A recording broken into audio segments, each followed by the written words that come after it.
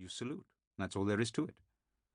Later, forensic experts from Lockheed will put the pieces of crashed plane together and simulate scenarios, trying to unlock the mystery of how a super-fit C-130 came tumbling down from the skies only 4 minutes after takeoff. Astrologists will pull out files with their predictions for August 1988 and blame Jupiter for the crash that killed Pakistan's top army brass as well as the US ambassador. Leftist intellectuals will toast the end of a cruel dictatorship and evoke historic dialectics in such matters. But this afternoon, history is taking a long siesta, as it usually does between the end of one war and the beginning of another. More than 100,000 Soviet soldiers are preparing to retreat from Afghanistan after being reduced to eating toast smeared with military-issue boot polish, and these men we see in the TV clip are the undisputed victors.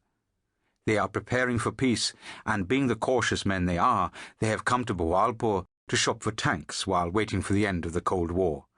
They have done their day's work and are taking the plane back home. With their stomachs full, they are running out of small talk. There is the impatience of polite people who do not want to offend each other. It's only later that people would say, "Look at that clip. Look at their tired, reluctant walk. Anybody can tell that they were being shepherded to that plane by the invisible hand of death." The generals' families will get full compensation and receive flag-draped coffins with strict instructions not to open them. The pilots' families will be picked up and thrown into cells with blood-spattered ceilings for a few days and then let go. The US ambassador's body will be taken back to Arlington Cemetery, and his tombstone would be adorned with a half-elegant cliché. There will be no autopsies. The leads will run dry. Investigations will be blocked. There will be cover-ups to cover cover-ups.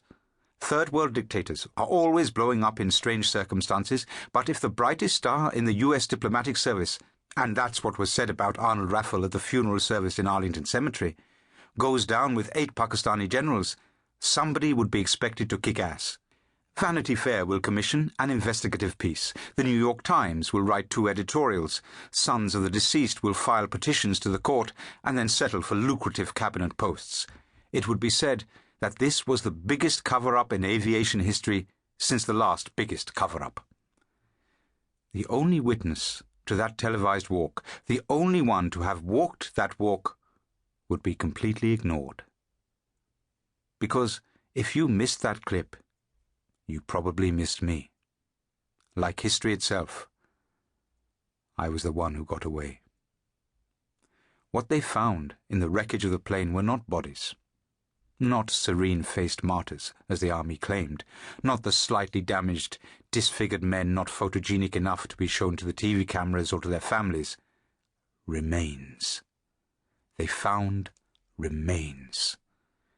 Bits of flesh splattered on the broken aeroplane parts, charred bones sticking to mangled metal, severed limbs and faces melted into blobs of pink meat. Nobody can ever say that the coffin that was buried in Arlington Cemetery didn't carry bits of General Zia's remains, and what lies buried in Shah Faisal Mosque in Islamabad are not some of the remains of the State Department's brightest star. The only thing that can be said with certainty is that my remains weren't in either of those coffins. Yes, sir. I was the one who got away. The name Shigri didn't figure in the terms of reference. The investigators from the FBI ignored me, and I never had to sit under a naked bulb and explain the circumstances that led to me being present at the scene of the incident.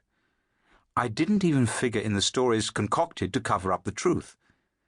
Even the conspiracy theories which saw an unidentified flying object colliding with the presidential plane, or deranged eyewitnesses who saw a surface-to-air missile being fired from a lone donkey's back, didn't bother to spin any yarns about the boy in uniform with one hand on the scabbard of his sword, stepping forward, saluting, then smiling, and walking away.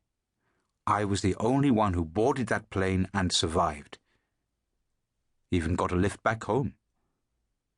If you did see the clip, you might have wondered what this boy with mountain features is doing in the desert, why he is surrounded by 4-star generals, why he is smiling.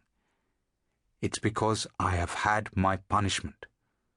As Obaid would have said, there is poetry in committing a crime after you have served your sentence. I do not have much interest in poetry, but punishment before a crime does have a certain sing-song quality to it.